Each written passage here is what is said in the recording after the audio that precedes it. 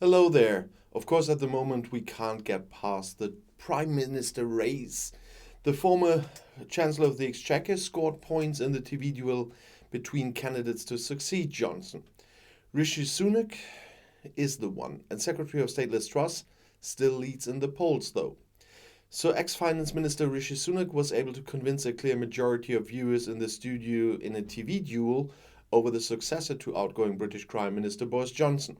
For his rival Liz Truss, according to previous polls, the clear favourite for the government office, significantly fewer guests raised their hand in a vote at the end of the 90-minute show on Thursday evening.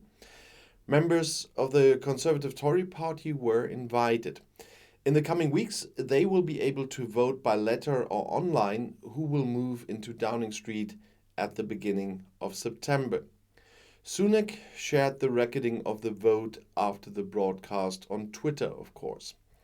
And Secretary of State Truss had to justify a U-turn in her election campaign in an interview with Sky News presenter Kay Burley.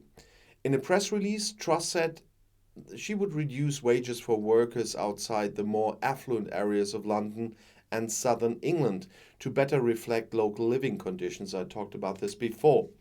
Experts pointed out that the cuts are likely to affect groups such as nurses and teachers in particular. Unions announced tough resistance. And when prominent members of her Conservative Party also disagreed, Truss backtracked, saying her plan had been misrepresented by the media. Of course, always the evil media. The candidate also repeated this accusation in the TV debate, but also admitted that after concerns, she decided not to pursue the plans any further. It wasn't the right measure, that's what she admitted when asked. In regular polls among Tory members, she has always been clearly ahead. And many prominent members of the current or former Johnson cabinet have expressed their support for her. And meanwhile, Truss faces allegations that she failed to properly declare thousands of pounds to a party of Tory MPs ahead of her candidacy to succeed Boris Johnson. About a dozen Conservative MPs attended a Fizz with Liz champagne dinner hosted by the Foreign Secretary at the Mayfair Members Club last year. When asked by Britain's independent newspaper why Truss didn't list the event, which is estimated to have cost £3,000 in the Register of Commons, which MPs in the UK are required to do, she denied having organised the event. That has nothing to do with her. That's what a spokesman for Truss is quoted as saying in The Independent. The Foreign Secretary was just one of a number of Conservative MPs invited by organiser and host Burley, the club's owner, according to Truss spokesman. However, that account is disputed by other MPs present, who told The Independent that she was the host and not Burley, who just popped in to say hello. Tory members said they were invited by Miss Truss. This version of events appears to be corroborated by a copy of the invitation obtained by The Independent. The mail was sent from her House of Commons email address and read, Liz Truss MP is pleased to invite you to a dinner at 5 Hertford Street on 26th October at 7:30 p.m. I would be very grateful if you could confirm your attendance by October 10th. Sincerely, Liz Truss office.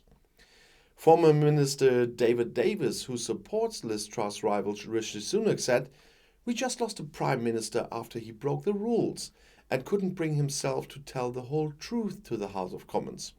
It would be a tragedy if the would-be Prime Minister did the same before even moving into Downing Street. Yeah, that would be fun. But we all kind of guessed that.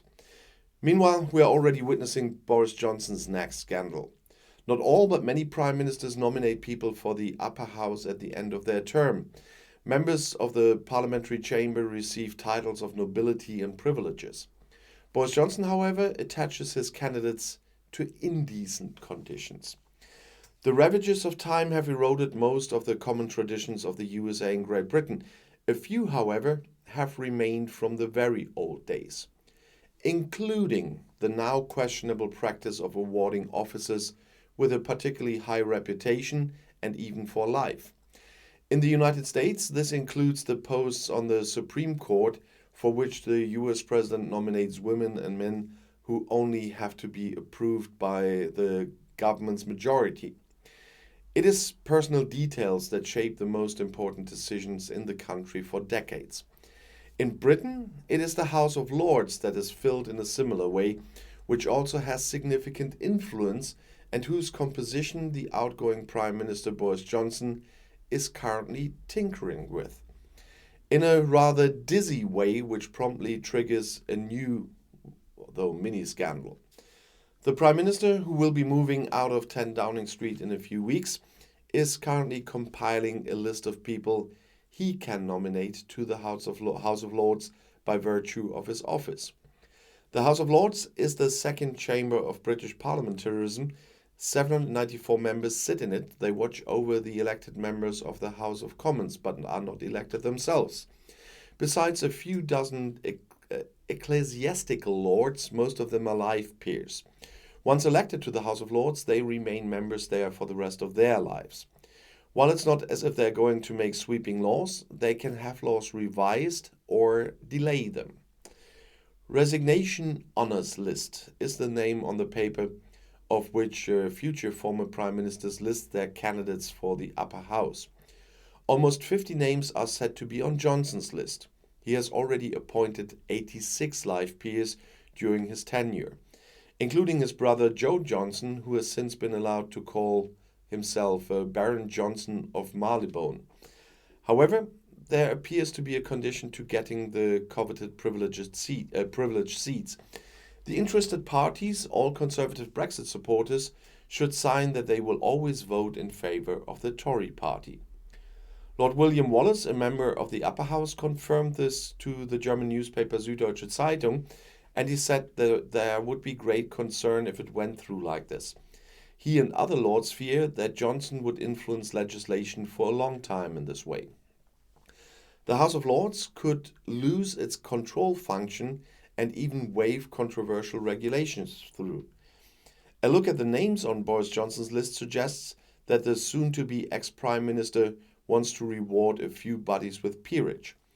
For example, Paul Dacre, editor-in-chief of the tabloid Daily Mail, which has reliably and loudly drummed for Brexit. The millionaire Michael Hinze, who has donated almost 5 million euros to the Conservative Party over the years, and Lubov Chernukin, wife of a minister close to Putin and also a major donor to the party. And now Johnson should say that he has nothing to do with Londongrad. And I'll see you in my next video. I'll be back.